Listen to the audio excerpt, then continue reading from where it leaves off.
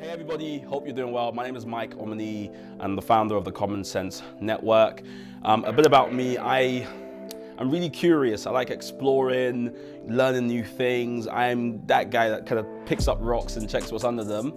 And the Common Sense Network was sort of found with that same curiosity. So we bring people with different perspectives together to explore new ideas, to find common ground, and to try and combat polarization and extremism. The Common Sense Network actually started when I was having lunch with a friend of mine. We were just complaining about the mainstream media and how broken it was in the UK, the fact that you've got all these different fractions and echo chambers that people sit in.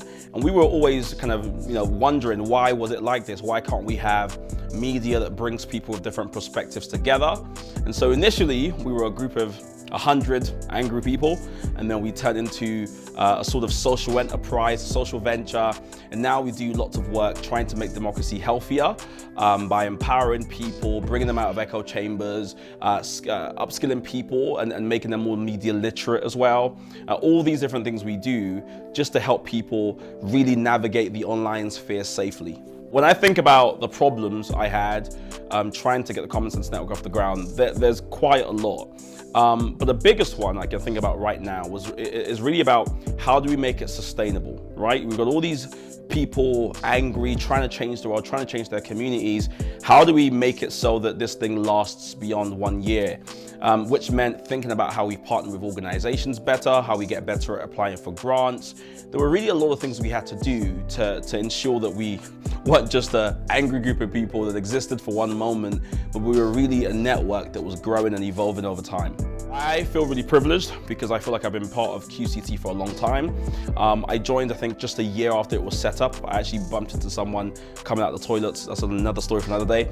But they introduced me to QCT, and QCT has just provided so much support for the Common Sense Network, exposing our work to different people through opportunities, but also advice. I used to just hit people up and say, listen, how do I do this? How do I do that? And I got lots of advice about shaping our network. And since the QCT has sort of put its weight behind what we do, it's helped us speak to other people about what we do, other funders, other potential partners. It's really kind of added legitimacy to what we do. They kind of said, we agree with you, Mike, there is a problem with the mainstream media, and we think you guys are well placed to solve it. And so it's really been a big boost for our work. One of the major things that I think makes QCT different is the fact that QCT meets you where you are, and it helps you advance, wherever you're at. So we joined QCT, kind of a pretty developed organization already, but then they didn't say, oh, nothing we can do to help you. They all helped us develop, programmatically, how we think about measuring our impact, building a theory of change, having more robust finances. It was really a kind of holistic support, which I appreciate. It wasn't just, here's a check and, be on your way. It was really, how do we ensure this is sustainable, which you'll remember is what I was worried about when we first started the Common Sense Network in the first place. So it's been a really full circle thing for us, and I'm very excited about the future.